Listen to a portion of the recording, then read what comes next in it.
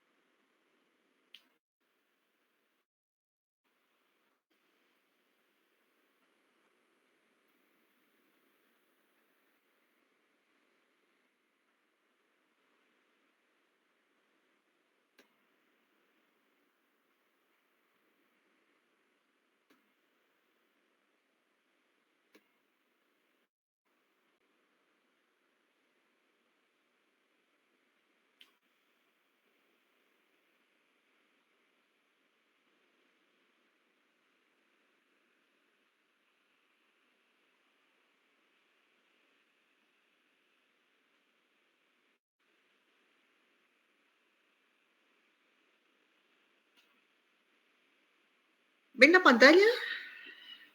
Sí, doctora, se ve.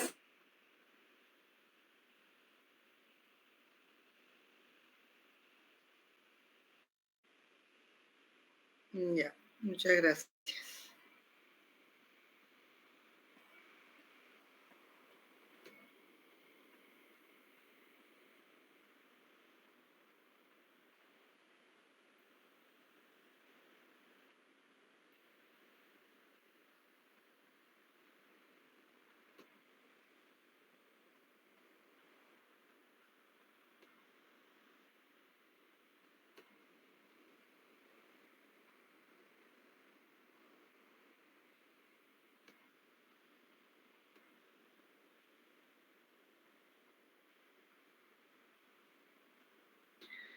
Ok, bueno,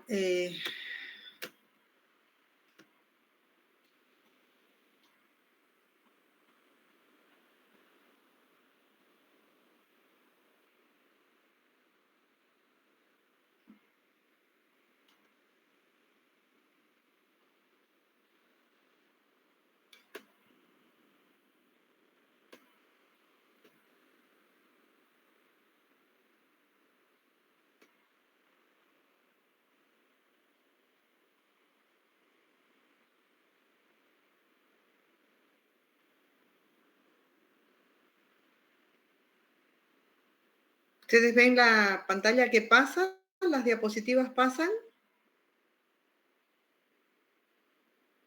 Sí, doctora. Sí, doctora.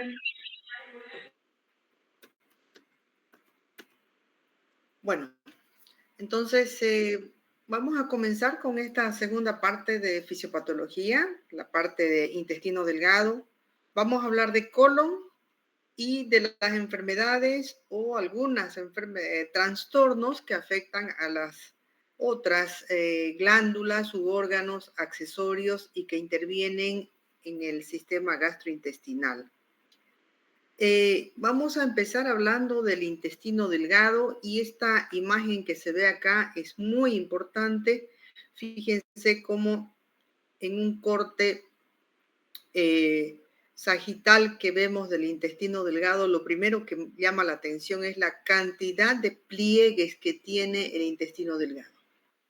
Esa cantidad de pliegues que tiene el intestino delgado ya nos está indicando la función principal de este segmento.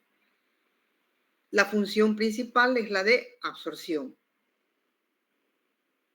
Y para poder llevar a cabo perfectamente esta función, que es la de absorción de nutrientes, tiene esta gran superficie por donde se van deslizando o desplazando los diferentes nutrientes que vienen en el bolo alimenticio y que en conjunto con las enzimas pancreáticas, con las sales biliares, poco a poco se van absorbiendo y atravesando la mucosa del intestino delgado para poder llegar posteriormente a la sangre y a los órganos y células donde finalmente tienen que cumplir una función nutricional. Esta gran cantidad de pliegues que tiene el intestino delgado prácticamente es lo que permite que uno tenga una alimentación y una nutrición. Podemos preguntarnos si una persona sin intestino delgado puede vivir. ¿Qué opinan ustedes? ¿Una persona sin intestino delgado puede vivir?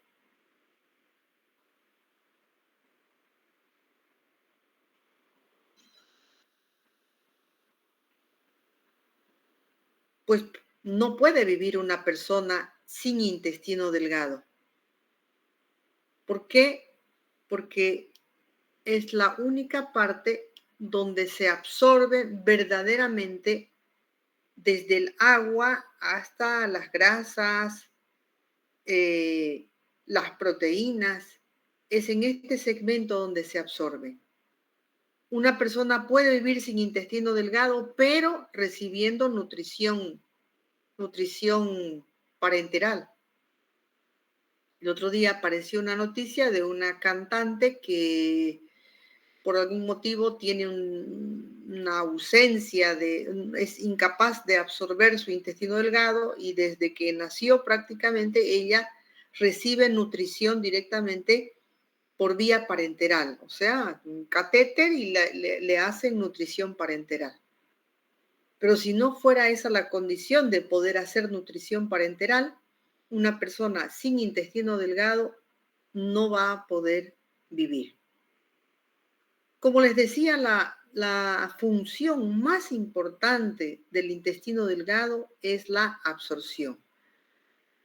Y para cumplir esta función, la mucosa del intestino delgado tiene diferentes tipos de células que conforman estos pliegues de la mucosa intestinal. Tiene células absortivas que digieren y absorben los nutrientes que vienen del quimo. Tiene células caliciformes que secretan muco. Entre medio de estas pliegues, de estos pliegues, están las glándulas intestinales que secretan jugos intestinales dentro de lo que se llaman estas glándulas, dentro de las criptas del Lieberkühn. También están las células de Paneth, que son células secretoras de enzimas bactericidas como la lisozima. Además, las células de Paneth son fagocíticas.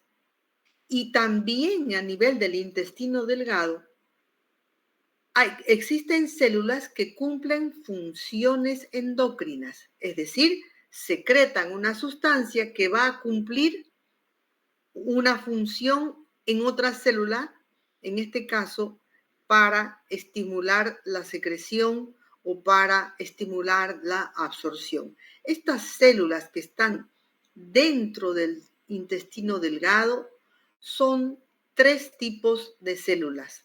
Las células S que secretan secretina, las células CCK que secretan colecistoquinina y las células K que secretan el péptido insulinotrópico dependiente de la glucosa.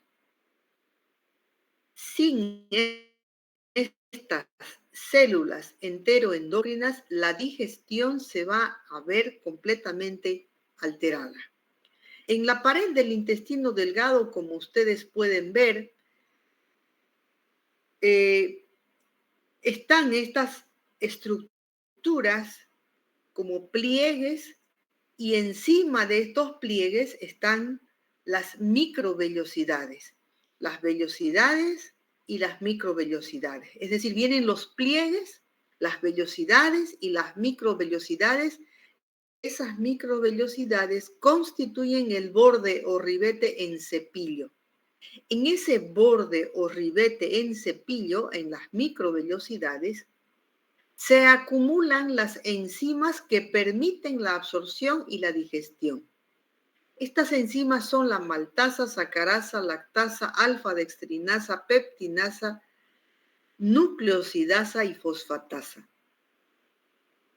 ¿Para qué es que existen estos pliegues, las vellosidades y las microvellosidades que multiplican la superficie de absorción?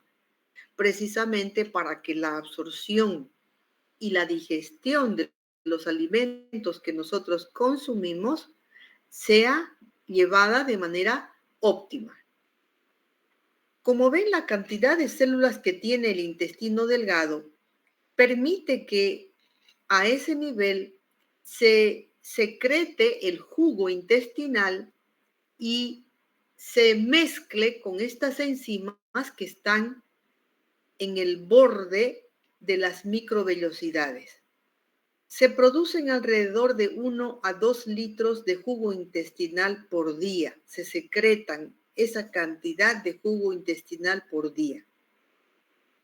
Este jugo intestinal tiene como composición agua, moco y obviamente los jugos pancreáticos que van a permitir la absorción de los alimentos, de los nutrientes que vienen en el quimo desde el estómago.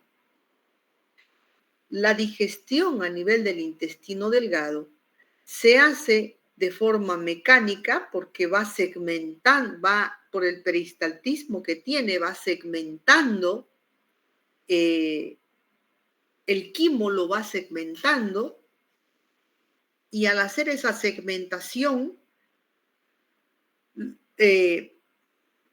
primero el intestino delgado se distiende y se vuelve a contraer, provocando mezcla de todos los nutrientes, facilitando la absorción. Una vez que se produce esta distensión y mezcla, viene ya el siguiente movimiento, que es lo que conocemos como peristaltismo, que el peristaltismo es el movimiento hacia adelante que permite que el quimo o el contenido que está dentro del intestino delgado sea llevado inmediatamente al segmento siguiente, al siguiente segmento para que siga el proceso. Esa es la digestión por un proceso mecánico. También existe digestión por un proceso químico. Esta digestión a través del proceso químico se hace a través de la secreción y mezcla con todas estas enzimas que les he mencionado y que están en el ribete o el borde que constituyen las microvellosidades.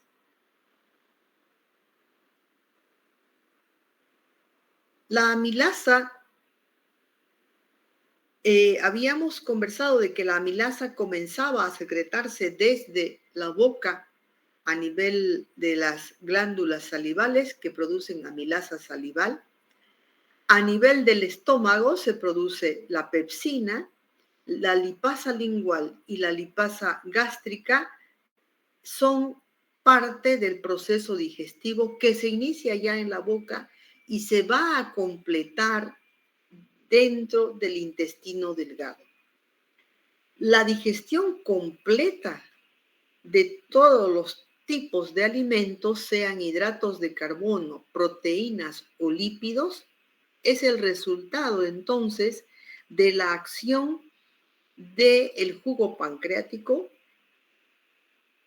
los ácidos biliares y el jugo intestinal que se secreta en el intestino delgado. Los alimentos llegan al intestino delgado parcialmente digeridos. Como ven, desde la boca ya empieza a haber un proceso de descomposición estructural de los alimentos. desde la boca, pero en el intestino delgado se completa este proceso. Fíjense que existe un equilibrio entre los líquidos que nosotros consumimos y producimos y los líquidos que normalmente se eliminan. Tenemos que en 24 horas en un día producimos aproximadamente 1 litro de saliva. Consumimos por ingesta externa en promedio entre 1.5 hasta 2.5 litros, en promedio 2,5 litros. A nivel del estómago, el jugo gástrico se produce 2 litros al día. 1 litro de bilis, 2 litros de jugo pancreático y entre 1 y 2 litros de jugo intestinal. Todo esto suma en promedio 9.3 litros de líquido que manejan y que llegan a nuestro intestino delgado. En el intestino delgado se reabsorben 8.3 litros. Quiere decir que se reabsorbe aproximadamente el 80 o 90% de toda esta cantidad de líquido que diariamente llega hasta el intestino delgado. Una pequeña cantidad, poco menos de 1 litro, se reabsorbe en el intestino delgado y prácticamente se elimina en las heces 100 ml de líquido que se consume durante el día. Existe entonces un equilibrio entre la cantidad de líquidos que llegan al intestino delgado y la cantidad de líquidos que se reabsorben. De tal manera que, fíjense ustedes, si no tuviéramos un intestino delgado funcionando adecuadamente, dejaríamos de absorber más de 8 litros de líquidos por día. Es por eso que las diarreas que afectan el intestino delgado, los procesos infecciosos que se manifiestan por diarrea que afectan el intestino delgado, rápidamente deshidratan al paciente. Por eso mismo les decía que una persona sin intestino delgado está prácticamente expuesta a la deshidratación y al desequilibrio hidroelectrolítico, dado que 8.3 litros, casi 8 litros y medio de líquido que recibimos por secreción salival, jugo gástrico, jugo pancreático, bilis, jugo intestinal, más lo que consumimos, es absorbido en el intestino delgado. Una pequeña cantidad en el intestino grueso. Y solamente 100 ml que van a ir a ser eliminados como parte de la masa fecal. Qué importancia es realmente conocer este equilibrio, porque cualquier proceso que afecte el intestino delgado va a tener que va a llevar a deshidratación si uno no sabe este equilibrio. Por ejemplo, un ilio paralítico, por cualquier motivo. En un ilio paralítico, el intestino delgado queda prácticamente paralizado. Queda prácticamente paralizado. ¿Qué sucede con el líquido intraluminal? Se acumula, pero ya no se absorbe. ¿A qué lleva esto al paciente? A que rápidamente se deshidrate, haya disminución del volumen intravascular y todas las consecuencias que ustedes conocen por disminución del volumen intravascular. Por lo tanto, es fundamental que un paciente con ilio paralítico reciba una hidratación calculando las pérdidas y la reabsorción de líquido que se produce a nivel de intestino delgado. ¿Qué sucede cuando hay una diarrea? Entendemos por diarrea a la definición que indica que es un aumento en la frecuencia de las deposiciones, pero con las siguientes características: disminución en su consistencia y aumento en su contenido de agua. ¿Por qué aumenta el contenido de agua en las heces fecales de un paciente con diarrea? Porque hay una lesión, una alteración, una infección o cualquier proceso que evita que se absorba esta cantidad de líquidos que normalmente se absorben. Como el intestino delgado está afectado por algún tipo de patología, no absorbe esa cantidad de líquido y por lo tanto aumenta el contenido de agua de las heces fecales, que debiera ser no más de 100 ml, aumenta la cantidad de agua y disminuye la consistencia. ¿Se entiende, verdad?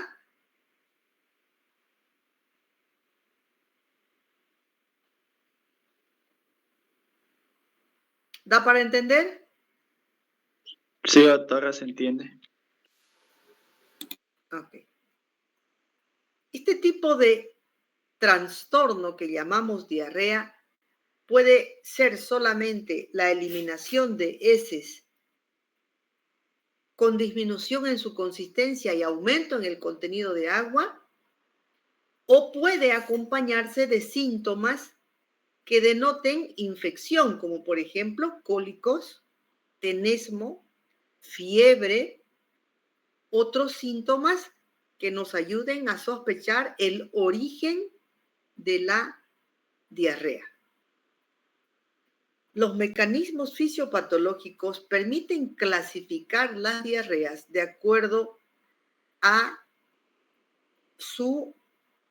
la forma en la que se producen, es decir, el mecanismo fisiopatológico las dividen en diarreas osmóticas, diarreas secretoras, diarreas motoras y diarreas exudativas.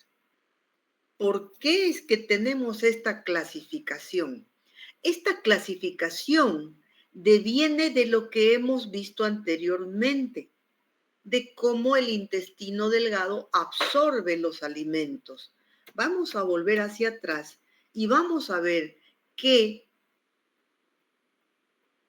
la absorción, el proceso digestivo y la absorción se hace por forma mecánica y química.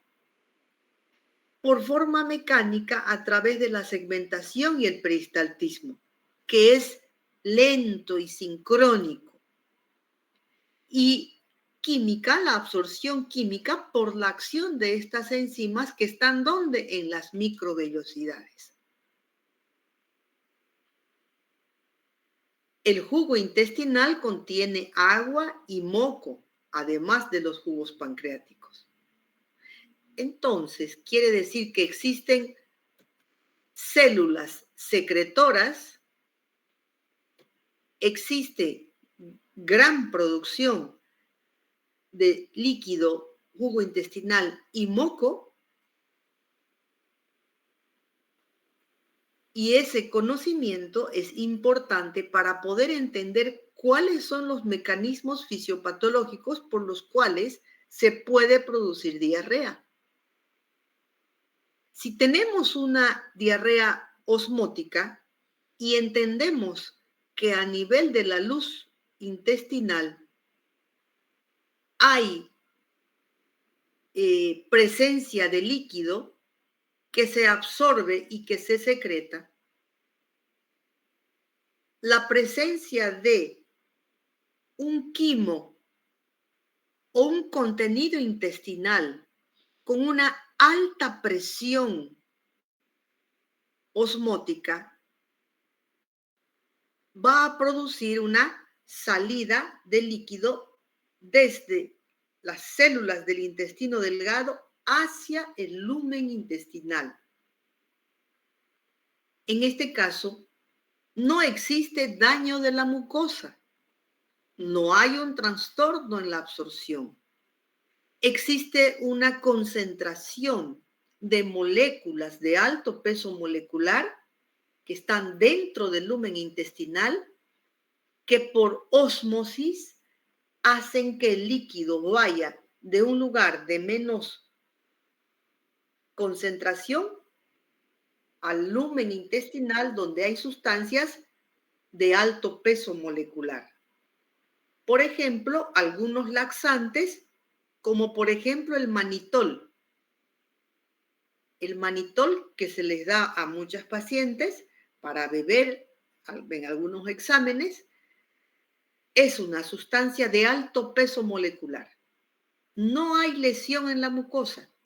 Hay un contenido de alto peso molecular que por ósmosis hace que se secrete no 1 litro, ni 2 litros, sino más de 2 litros, 3, 4 líquidos para tratar de equilibrar esas presiones.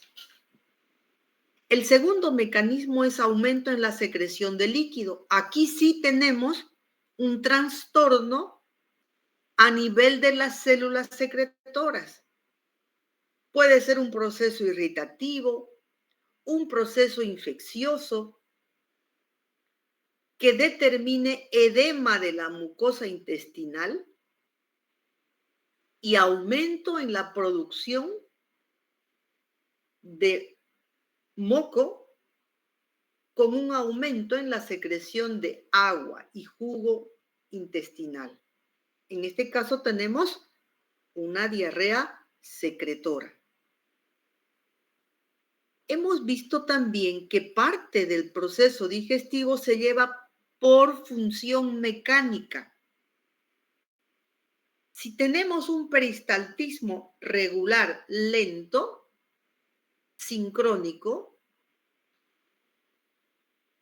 la absorción del contenido de agua y nutrientes se hace parcialmente en cada segmento conforme el quimo avanza.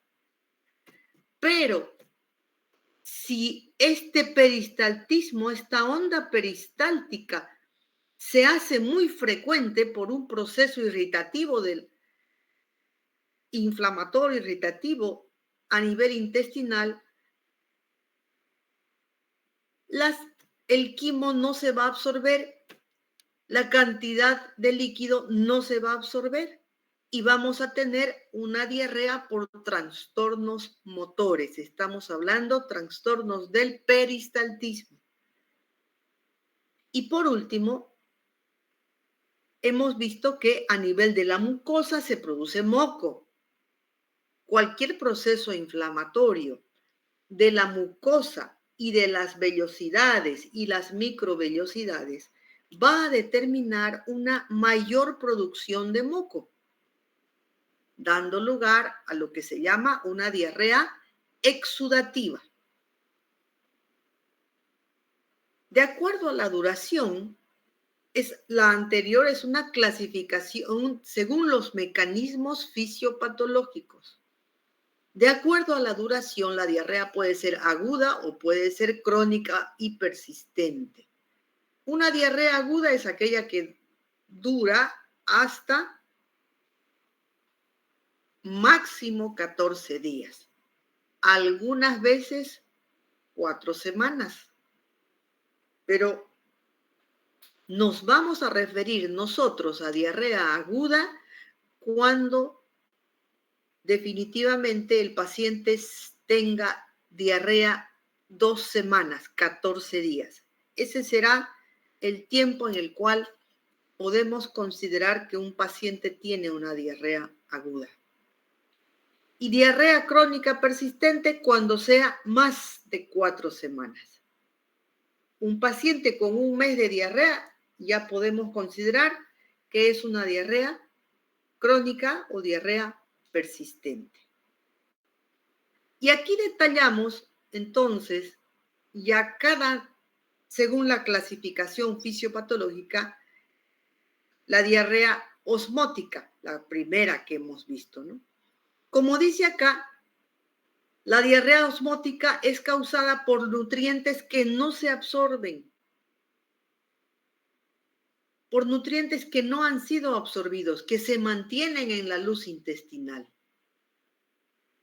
Es decir, estas heces se producen cuando la concentración de volumen en milimoles del contenido de intestino delgado excede los 100 miliosmoles por kilogramo. Nutrientes que no se han absorbido y que como no se absorben atraen agua hacia la luz intestinal. Esto puede producirse por lesión intestinal, una infección, por una superficie de absorción reducida, por ejemplo, en la enfermedad celíaca, o en aquellos pacientes que han tenido, por ejemplo, un accidente con perforación, necrosis de intestino delgado y han tenido que recortar el intestino delgado. Tienen una superficie de absorción muy cortita. Cuando las enzimas digestivas no están funcionando adecuadamente, como por ejemplo cuando hay una deficiencia de lactasa, que es lo que llamamos intolerancia a la lactosa. Cuando por algún motivo hay una disminución en el tiempo de tránsito intestinal con sobrecarga de nutrientes. Básicamente la diarrea osmótica ocurre cuando la digestión o absorción se ve afectada y existen dentro del lumen intestinal alimentos o nutrientes que no han sido absorbidas, como por ejemplo la lactosa. La lactosa necesita de lactasa para convertirse primero en galactosa y luego en glucosa. Pero si no sucede esto, la lactosa se queda dentro de la luz intestinal, atrae agua, hay fermentación bacteriana, se produce fermentación bacteriana con producción de ácido acético, ácido láctico, CO2 y mayor concentración en la unión de esto de agua, formación de agua y diarrea, dolor cólico, flatulencias y sensación de inflamación. Típico de una diarrea osmótica, la intolerancia a la lactosa.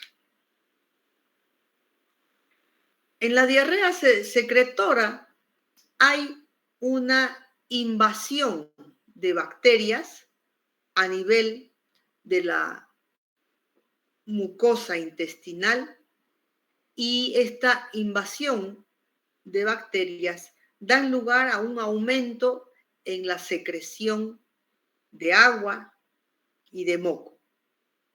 Esto da lugar a que nuevamente haya un gran contenido de agua, disminución de la consistencia de las heces y en este caso, por el origen que es habitualmente una invasión colónica de bacterias colónicas hacia el intestino delgado, el paciente tiene otros síntomas de un proceso infeccioso como fiebre, leucocitosis, presencia de sangre a nivel de las heces fecales. Entonces, el mecanismo puede ser bacteriano o viral que produce una alteración a nivel de las células epiteliales de la mucosa intestinal, lo que da lugar a un trastorno en el equilibrio hídrico, dando lugar a una mayor producción de moco y secreción de agua hacia la luz intestinal, ya sea de origen bacteriana o de origen viral, se produce una lesión en las células de la mucosa intestinal. También las diarreas inflamatorias tienen el mismo mecanismo, se produce un trastorno inflamatorio que da lugar a un aumento de secreción de agua y moco al lumen intestinal. En la diarrea exudativa tenemos gérmenes muy característicos como por ejemplo la Shigella, el Campylobacter jejuni, Clostridium difficile, Yersinia y Entamoeba. En este caso tenemos bacterias que van a dañar diferentes segmentos, sobre todo la Shigella, el Campylobacter, la Yersinia, afectan el intestino delgado y dan lugar a una infección con presencia de gran secreción de moco. En la diarrea motora, básicamente se produce por dos mecanismos. Por un aumento del peristaltismo, como les decía, por algún proceso que aumente el peristaltismo, o también por una reducción del peristaltismo. ¿Cómo es posible que una reducción del peristaltismo o anulación del peristaltismo dé lugar a una diarrea motora? Como les explicaba anteriormente, en un hilio paralítico lo que se produce es una falta de absorción, una retención del contenido intraluminal del intestino y por lo tanto arrastre de líquido y moco hacia el lumen. En este caso también vemos otros ejemplos, como por ejemplo una enfermedad que se llama esclerodermia, que produce prácticamente una parálisis del intestino por pérdida, ¿no?, de la motilidad. En la diabetes mellitus, cuando se produce una neuropatía gástrica o gastrointestinal, donde el intestino prácticamente también queda paralizado con muy poco movimiento, casi como una vejiga neurogénica. Y cuando hay una pseudoobstrucción intestinal, lo que les comentaba, en un hilio paralítico.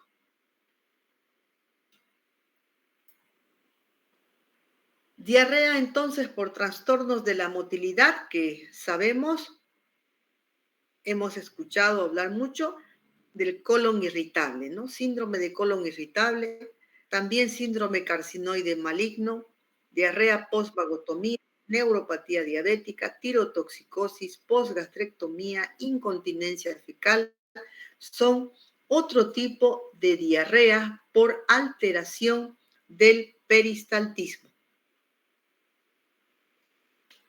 En un síndrome diarreico, cualquiera sea la fisiopatología del síndrome diarreico, lo más importante es que va a producir deshidratación. Y al producir deshidratación va a producir una disminución del volumen intravascular. Y si produce deshidratación, va a producir un desequilibrio ácido-base. Entonces, en cualquier tipo de diarrea hay pérdida de agua, pérdida de sal y pérdida de potasio. Desequilibrio hidroelectrolítico. La pérdida de agua y sal lleva a una deshidratación. Y si hay deshidratación, hay hipotensión. La pérdida de potasio va a manifestarse por la presencia de calambres o arritmias cardíacas. Pero lo más importante es que al perderse volumen, se produce también disminución del volumen intravascular e isquemia tisular, con alteración del equilibrio ácido-base, dando lugar a una insuficiencia cardiocirculatoria, insuficiencia renal. Ya han visto ustedes que se produce, en este caso sería una insuficiencia renal aguda prerrenal. Y el paciente puede llegar solamente por un síndrome diarreico agudo a un estado de shock. ¿Sí se entiende este gráfico? ¿Se entiende? Sí, doctora. Okay. ¿Cómo vamos a evaluar a un paciente con diarrea? Primero, pues tenemos que averiguar, tenemos que interrogar desde cuándo, cómo son las diarreas, con qué frecuencia, el volumen, la presencia de moco, la presencia de sangre en las heces fecales y la presencia de signos de compromiso hemodinámico, signos de deshidratación, sed, mucosas secas, oliguria o anuria. ¿Qué estamos viendo ahí? El estado hemodinámico del paciente. Ver si es que este paciente no está en este estado de insuficiencia circulatoria y renal. Se le pregunta, ¿está orinando? Porque si no está orinando hace 6 horas, el paciente está en una insuficiencia renal prerrenal. Si es que hay sangre en las heces fecales, si es que hay dolor abdominal, si es que hay fiebre. ¿A qué nos va a orientar eso? A saber si es que es una diarrea infecciosa o viral. A la exploración física buscaremos signos de hipovolemia, hipotensión, taquicardia, oliguria, taquipnea y además obnubilación. ¿Qué es lo primero que se altera cuando el paciente está entrando en shock? Los síntomas son neurológicos, por lo tanto el paciente se pone inquieto, intranquilo, obnubilado. Luego sequedad de mucosas, hipotensión, resistencia abdominal, aumento del peristaltismo, etc.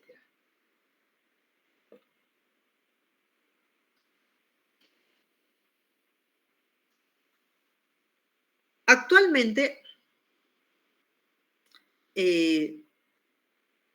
hemos escuchado o escuchamos mucho hablar del síndrome de mala absorción intestinal. La característica del síndrome de mala absorción es la diarrea. Entenderán ustedes que si hablamos de mala absorción intestinal, el síntoma principal es diarrea. ¿Por qué? Porque estamos frente a una diarrea de tipo secretora, de tipo osmótica.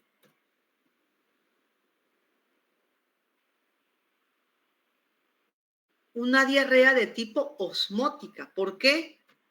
Porque en el síndrome de mala absorción intestinal existen alimentos que no se absorben por daño de la mucosa, obviamente, pero no se absorben y entonces producen una diarrea osmótica.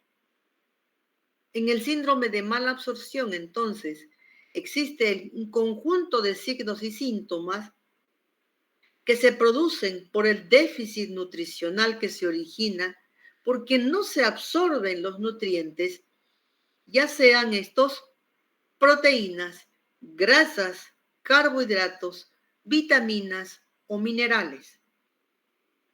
El paciente no puede absorber estos alimentos. Se llama entonces síndrome de mala absorción. La forma en que se manifiesta un síndrome de mala absorción va a depender de la extensión del intestino que esté dañado. Como ven, el intestino mide en longitud y estirándolo aproximadamente 8 metros. Y si deshacemos los pliegues y las vellosidades, tenemos un área de absorción muy extensa. Entonces, los síntomas de mala absorción van a depender de cuál es la extensión de daño intestinal que tiene este paciente. En general, la diarrea es la marca o el sello de este trastorno. Pero es una diarrea muy característica porque no se absorben los nutrientes. Principalmente no se absorben ¿qué? Proteínas y grasas. Por lo tanto, la diarrea, las heces fecales contienen alimentos, proteínas y grasas no digeridas, de tal manera que las heces fecales diarreicas son voluminosas, pero además malolientes, porque contienen proteínas parcialmente digeridas y grasas parcialmente digeridas. Además, como no se absorben principalmente ni proteínas ni grasas, existe pérdida de peso, pérdida ponderal. Y como no se absorben estos alimentos y se mantienen dentro del lumen intestinal, provocan las proteínas fermentación y gases. Y las grasas, la eliminación de heces oleosas como aceitosas y malolientes. Eso determina que el paciente tenga formación de gases, flatulencias, dolor abdominal, distensión abdominal. Cuando el segmento afectado es el intestino delgado proximal, no se absorben ni lípidos, carbohidratos, péptidos, aminoácidos, hierro, calcio, ácido fólico, agua y electrolitos. Los síntomas estarán de acuerdo a estos alimentos, vitaminas y minerales que no se absorben. Cuando está afectado el intestino medio, no se absorben carbohidratos, péptidos y aminoácidos, calcio, agua y electrolitos. Los síntomas estarán relacionados a la mala absorción de estos alimentos. Cuando afecta colon, ya prácticamente se han absorbido la mayor parte de nutrientes, pero existen aproximadamente 900 ml de agua que se absorben en el intestino delgado. Por lo tanto, habrá una mala absorción de agua, pérdida de electrolitos, no se absorben triglicéridos de cadena corta y media, que son, existen bacterias a nivel de colon que permiten que se absorban algunos triglicéridos de cadena corta y media, algunos aminoácidos y calcio. En el intestino delgado distal, ácidos biliares, vitamina B12, agua y electrolitos no se van a absorber. Algunos pacientes se quejan de que van al baño y eliminan heces verdosas, con la característica de que al terminar de defecar sienten ardor anal. Eso es típico de una diarrea por alteración del intestino delgado distal por la presencia de ácidos biliares. Si se hace una endoscopía y colonoscopía del paciente con síndrome de mala absorción, vamos a ver esta mucosa intestinal que lo más llamativo que es que ha perdido los pliegues y la mucosa normal. Prácticamente se ha vuelto lisa la mucosa intestinal. Recordemos que la absorción por la presencia de gran cantidad de enzimas en las microvellosidades se hace a ese nivel, en el borde en cepillo, donde está la maltasa, sacarasa, lactasa, alfa-dextrinasa, peptidasa, nucleosidasa, fosfatasa, y que teniendo en cuenta que hay un trastorno inflamatorio que va haciendo que se pierda la mucosa intestinal, las vellosidades y las microvellosidades, no hay acción de estas enzimas para que se absorban los nutrientes. Vemos una mucosa intestinal lisa y es la característica porque se han perdido los pliegues, las vellosidades y las microvellosidades, dando lugar a una mala absorción. Manifestaciones clínicas específicas.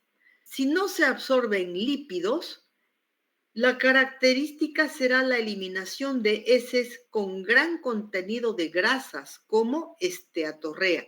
La esteatorrea es la eliminación de heces aceitosas, cuya característica es que por el contenido de grasa que tienen, flotan en el agua del inodoro. Bueno, y de esa manera, si es que el contenido es proteico, pues habrá síntomas de hipoproteinemia, edema, ascitis, atrofia muscular. Si no se absorben carbohidratos, habrá meteorismo y distensión y diarrea ácida.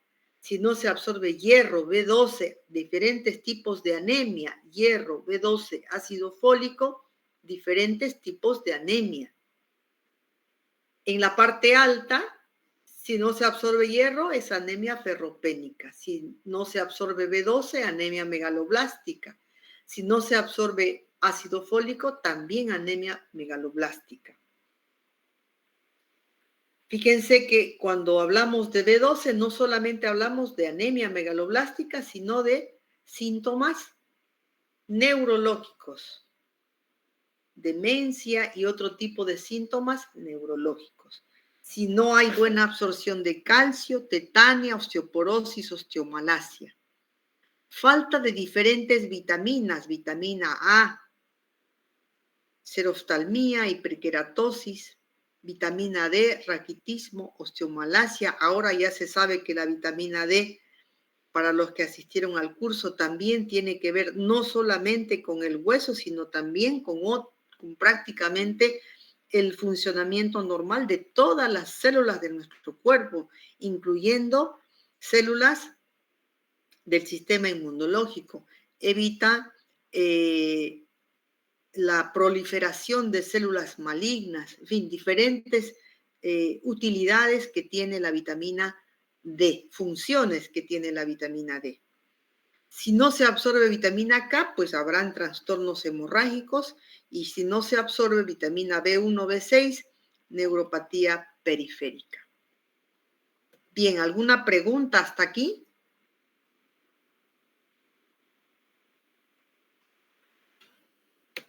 Entonces vamos a hablar del intestino grueso.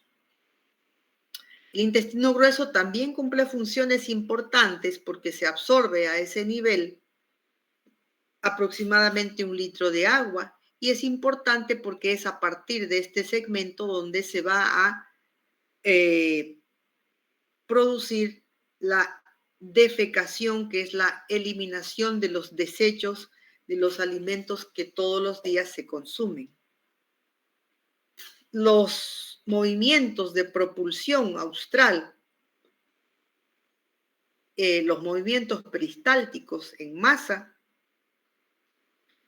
conducen hacia adelante el contenido de los desechos que ya no han sido absorbidos en el intestino delgado. A nivel del intestino grueso existen bacterias que todavía tienen acción en convertir algunas proteínas en aminoácidos. Quiere decir que degradan algunos aminoácidos, producen algo de vitamina B y también vitamina K. También en este segmento se absorbe agua, iones y vitaminas, se forman las heces y se produce la defecación.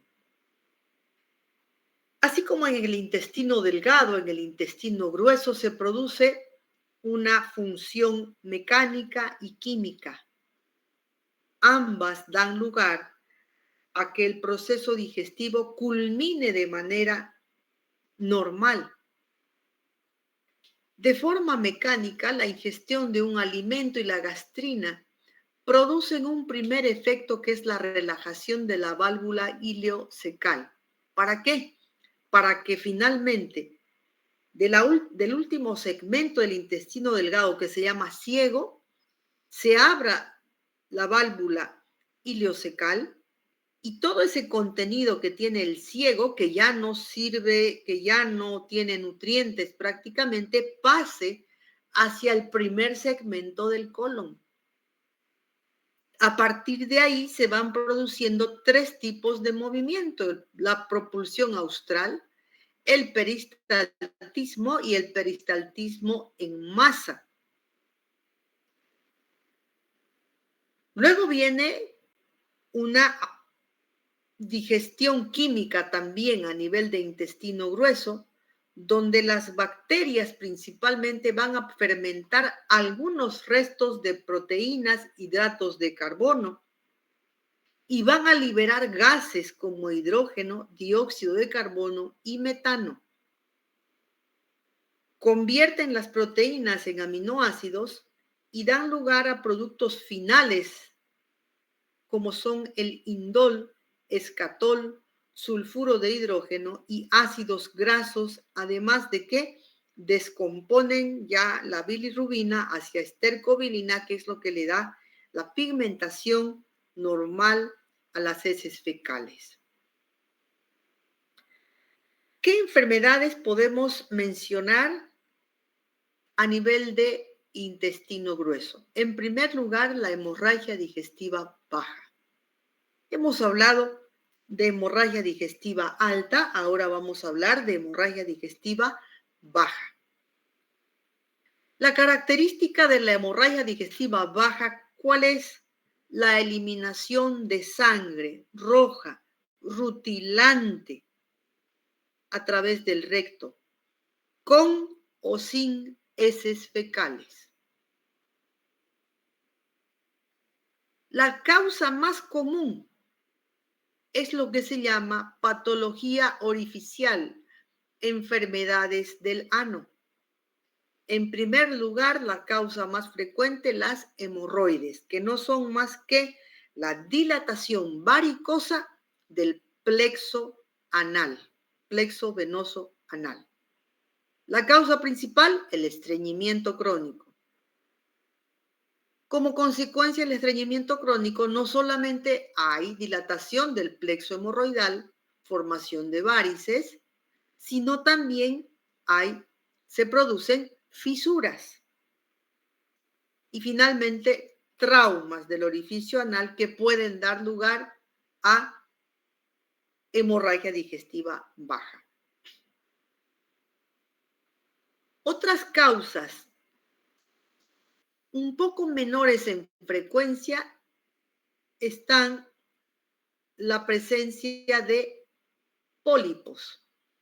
Pólipos que son tumoraciones que pueden ser benignas en la mayoría de los casos o malignas en algunos casos, únicos o múltiples que se encuentran en el trayecto de la mucosa de colon. Casi siempre a nivel de colon derecho. Pero de todas estas causas de hemorragia digestiva alta, la más importante es el cáncer de colon. Cáncer de colon o cáncer de recto.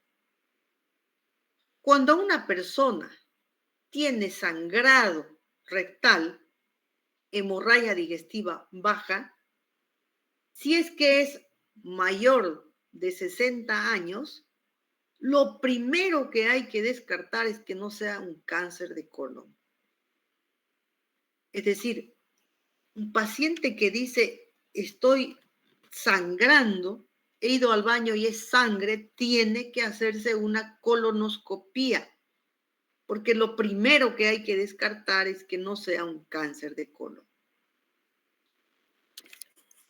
El tema es que cuando es un cáncer de colon y siendo el colon un tubo que se distiende por el tipo de musculatura y tejido, un tumor puede crecer y solamente da síntomas cuando se ulcera. Cuando se ulcera en etapas tardías. Entonces, una persona que tenga sangrado intestinal bajo, hay que sospechar de un cáncer de colon. Otra causa que también es ciertamente frecuente es la presencia de divertículos y esto asociado al estreñimiento crónico, también asociado al estreñimiento crónico. En la enfermedad diverticular se producen pequeñas herniaciones en todo el trayecto del colon y son pequeños bolsones de mucosa colónica que se hernian y que pueden inflamarse, pueden infectarse y pueden perforarse, dando lugar a un abdomen agudo por perforación de un divertículo. Normalmente cuando hay cuando el colon está lleno de divertículos, normalmente hay que hacer una colectomía. Pregunta, ¿se puede vivir sin intestino grueso? Se puede vivir. ¿Se puede vivir sin intestino delgado? No se puede vivir. De las causas más frecuentes de hemorragia digestiva baja, aparte de las que les he mencionado, existen lesiones o malformaciones vasculares como angiomas, el carcinoma que les decía que si bien no es frecuente, pero es importante por el tipo de lesión y bueno, lo que implica un cáncer de colon, enfermedad diverticular, inflamaciones que en porcentaje son mucho menor de estas que es la causa más frecuente, la presencia de hemorroides. De las causas de hemorragia digestiva alta,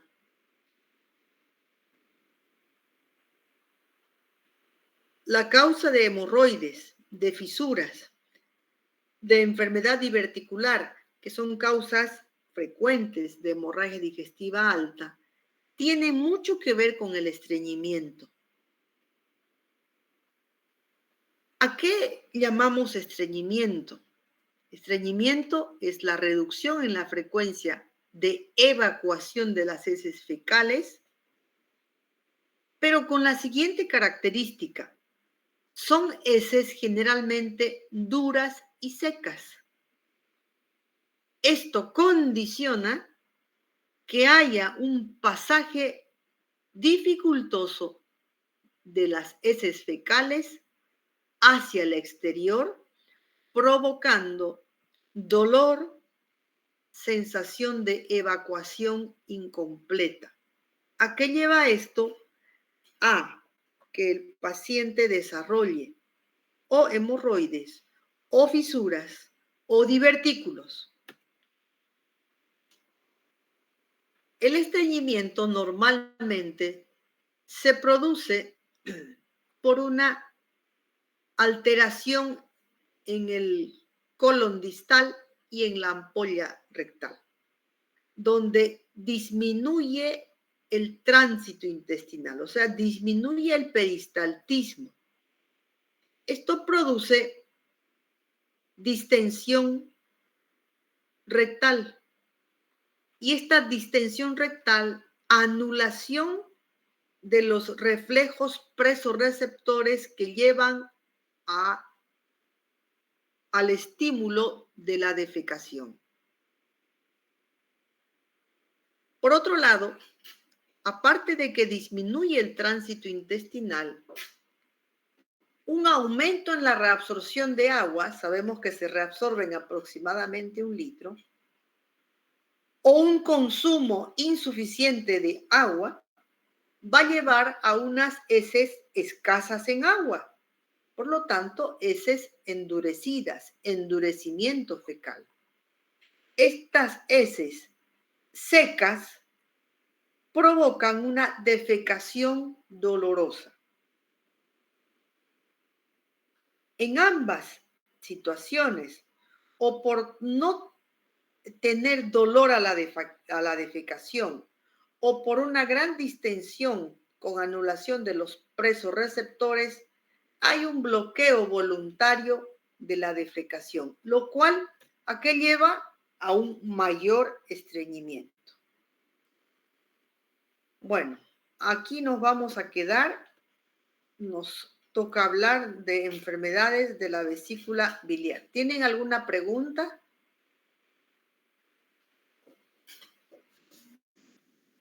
Doctora, buenas tardes. Hola. Doctora, una pregunta. ¿Los prolapsos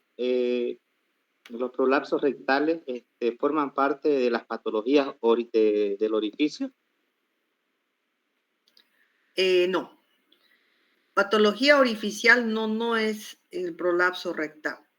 El prolapso rectal no es en realidad un problema del esfínter anal. Cuando hablamos de patología orificial estamos hablando del esfínter anal.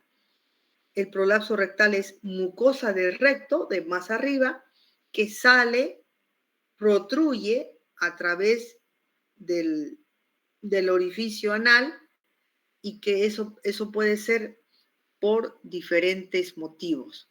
Puede ser una hipotonía del esfínter u otro tipo de alteraciones que lleven al prolapso de la mucosa rectal. Tal vez una lesión neurológica, tal vez una lesión por falta de sostén en el piso pélvico, otro tipo de patologías. Específicamente, si son enfermedades orificiales, entiendo que no son. Muchas gracias, doctor.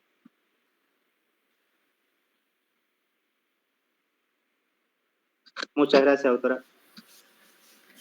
Bueno, entonces nos vemos el miércoles.